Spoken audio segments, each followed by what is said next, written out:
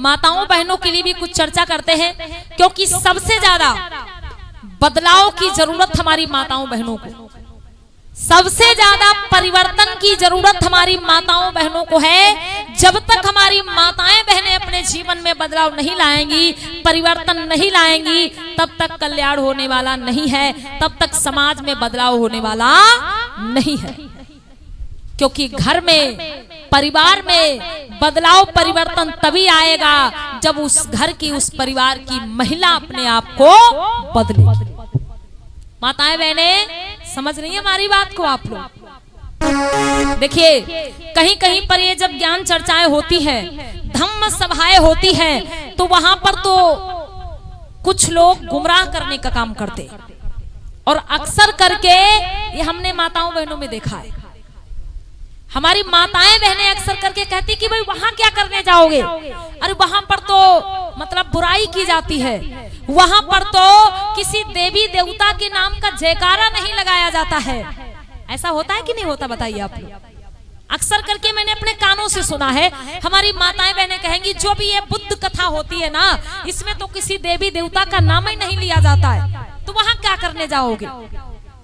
माताओं बहनों, और लोग गुमराह हो जाते हैं, लोग गुमराह हो जाते हैं, समझ नहीं पाते हैं। देखिए, बुद्ध का जो धम्म है वो बहुत ही कठिन और बहुत ही सरल है। जिसके समझ में आ गया उसके लिए बहुत सरल है, और जिसकी समझ में नहीं आया उसके लिए बहुत कठिन है। वो फिर उन्हें पुराने दलदलों में जकड़ा रहेगा, उन्हीं पुराने दलदलों में फंसा रहेगा, बाहर नहीं निकल पाएगा। बुद्ध का धम्म कैसा है, आइए मैं आपको बताती हूँ।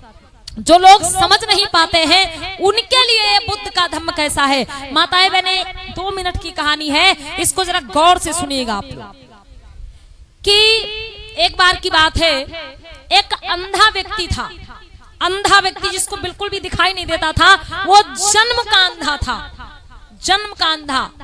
और नाराज मत होइएगा, जन्म का अंधा जैसे हम उदाहरण के तौर पे उसको मान लेते हैं जिसको बुद्ध के धम्म के बारे में कोई जानकारी नहीं है, लेकिन वो लोगों को गुमराह करते हैं कि वहां पे मत जाना, वहां पे मत जाना, वो अपनी कथा नहीं है। ध्यान दीजिएगा, एक अंधा व्यक्ति था भाई, उसका एक मित्र था। उस मित्र ने उस अंधे व्यक्ति को अपने घर में दावत दी।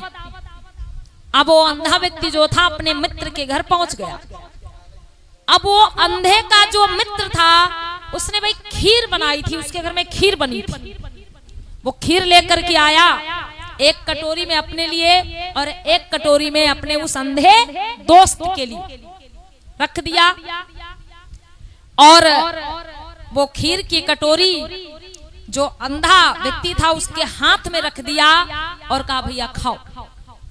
अंधा व्यक्ति बोला ये क्या है, तो उसका दोस्त बोला भैया ये खीर है। अंधा व्यक्ति बोला कि खीर तो है, लेकिन भैया एक बात बताओ ये खीर होती कैसी? तो उसका दोस्त बोला भैया खीर खीर के जैसी होती है, आप खाओगे आपको इसका जवाब मिल जाएगा खीर कैसी होती है। अंधे ने कटोरी रख दिया, बोला भैया मैं नहीं खाऊंगा। उसका दोस्त बोला क्यों नहीं खाओगे? बोला अरे हमने ये खीर कभी देखी नहीं, हमें क्या पता ये कैसी होती है, ऐसे कैसे खा ले हम, पहले हमको बताओ ये खीर कैसी होती है। अब उसका दोस्त बहुत परेशान, भाई कैसे अंधे व्यक्ति को कैसे बताए खीर कैसी होती है, बातों से ही तो बताया जा सकता है। तो अंधे का दोस्त बोला कि भैया जी ये खीर जो है सफेद होती है। क्या बोला? कि खीर सफेद होती है। अब उसका दोस्त बोला, वो जो अंधा व्यक्ति था उसने कहा भैया ये बताओ सफेद कैसा होता है। अंधा व्यक्ति क्या बोला कि ये बताओ सफेद कैसा होता है। अब भाई उसका दोस्त बहुत परेशान, भाई कैसे बताए सफेद कैसा होता है। तो अंधे का दोस्त बोला भैया सफेद सफेद के जैसा होता है। अंधा बोला नहीं, हमको पहले बताओ भाई खीर जो है वो सफेद होती है तो सफेद कैसा होता है, हमको पहले बताओ तब हम ये खीर खाएंगे। तो भाई अब अंधे का दोस्त फिर परेशान हो गया, फिर उसके कुछ समझ में नहीं आया तो उसने बोल दिया, ऐसे अचानक से बोल दिया कि भैया सफेद जो है वो बगुले के जैसा होता है। सफेद कैसा होता है? बगुले के जैसा। अब अंधा व्यक्ति क्या बोला, भैया बताओ बगुला कैसा होता है। अंधा व्यक्ति क्या बोला कि बगुला कैसा होता है। अब भाई उसका दोस्त फिर परेशान हो गया, भाई कैसे बताए बगुला कैसा होता है, जन्म का अंधा, उसने कभी बगुला देखा नहीं, तो उसको क्या बताए बगुला कैसा होता है। अंधा बोला भैया हम खीर नहीं खाएंगे, हम खीर तो तभी खाएंगे भाई, खीर जो है वो कैसी होती, सफेद होती है, और सफेद जो है वो बगुले के जैसा होता है, तो एक बात बताओ ये बगुला कैसा होता है। अब अंधे का जो दोस्त था वो बाहर गया और जैसे तैसे एक बगुला पकड़ लाया। अब बगुले को पकड़ के लाया और अंधे के हाथों में थमा दिया, बोला ले देख ले बगुला कैसा होता है। उसका मित्र, अंधे का मित्र बोला भाई बातों से तो नहीं बता सकते कि बगुला कैसा होता है, तो तुमको दिखता नहीं है, ये मैं बगुला ले आया हूँ और इसको तुम खुद ही अपने हाथों में पकड़ लो, इसको जैसे भी करके जांच परख लो कि बगुला कैसा होता है। अब जब अंधे के हाथ में बगुला पहुंचा तो उस अंधे ने उस बगुले को खूब ऐसे उलट पलट करके देखा, कहीं उसकी गर्दन हाथ में आई, कहीं उसकी चोंच हाथ में आई, कहीं उसके पंजे हाथ में आए। भाई उसको दिखता तो था नहीं उस अंधे व्यक्ति को, तो उसने बगुले को ऐसे उलट पलट करके देखा और जब उसको पूरा सा ऐसे टटोल के देखा तो फेंक दिया और उठ के खड़ा हो गया, बोला अरे बाप रे बाप, मतलब खीर इतनी टेढ़ी मेढ़ी होती है, अच्छा किया जो मैंने खीर नहीं खाई, अगर मैं खीर खा लेता तो ये तो मेरे गर्दन में फंस जाती, मैं तो मर जाता। अंधा व्यक्ति क्या बोला कि अरे बाप रे बाप, ये जो खीर होती मतलब इतनी टेढ़ी होती है, ये जो बगुला है भाई इतनी टेढ़ी मेढ़ी खीर होती है, अगर मैं इसको खा लेता तो मेरे गले में फंस जाती, मैं तो मर जाता, अच्छा किया जो मैंने खीर नहीं खाई। अब भैया यही हालत है हमारे समाज के उन लोगों की जो बुद्ध के धम्म के बारे में जानते नहीं हैं, लेकिन अफवाह फैलाते हैं, नफरत फैलाते हैं कि वहां नहीं जाना, वो कथा तुम्हारी नहीं है।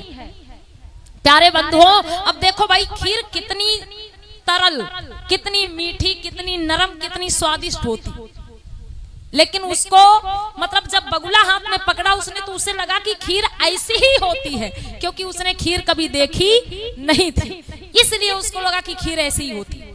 प्यारे बंधुओं, तो हमें इन अफवाहों में नहीं पड़ना है। जो रीतियां माताओं बहनों, जो परंपराएं, जो प्रथाएं बहुत पुराने जमाने से चली आ रही हैं, इनमें अब परिवर्तन करना, समय आ गया है परिवर्तन का। अब हमें उन रीतियों में, परंपराओं में परिवर्तन करना है। प्यारे बंधुओं, हमारे समाज को गुमराह किया जाता है, हमारे समाज को लूटा जाता है, हमारे समाज को ढोंगों में, पाखंडों में उलझाया जाता है, किस लिए? ताकि हम कभी आगे ना बढ़ सके। हम जितना कमाएं, जितनी हमारे पास धन संपत्ति आए, वो तीज त्योहार व अनेक प्रकार के संस्कारों में ही खर्च होती है।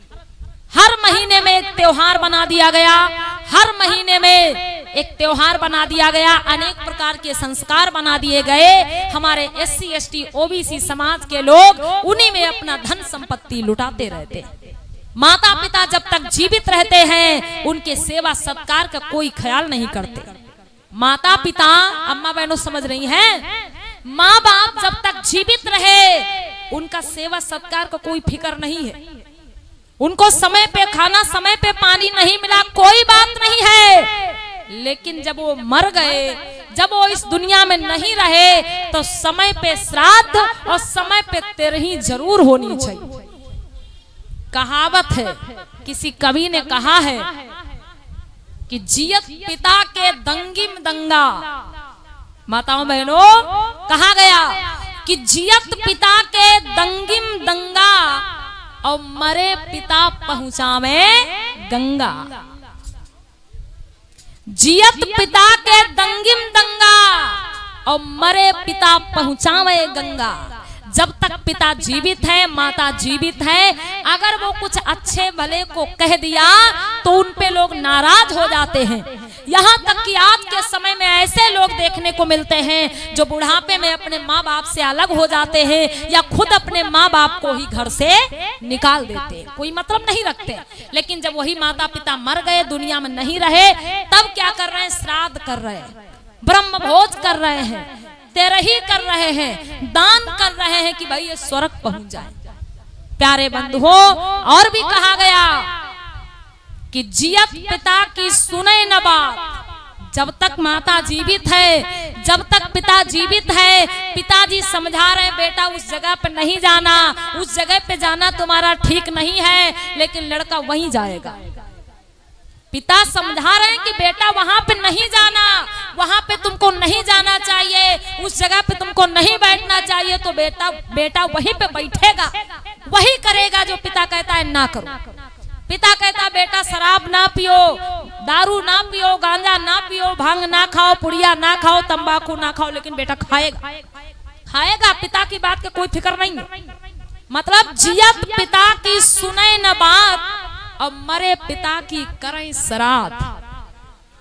पिता जब तक जीवित एको बात नहीं सुनी, और जब वो नहीं रहे तो उनकी श्राद्ध कर रहे हैं, उनके नाम पे खीर पूरी बनवा रहे, तरह तरह का दान कर रहे। मेरे भाई कोई कल्याण नहीं होने वाला।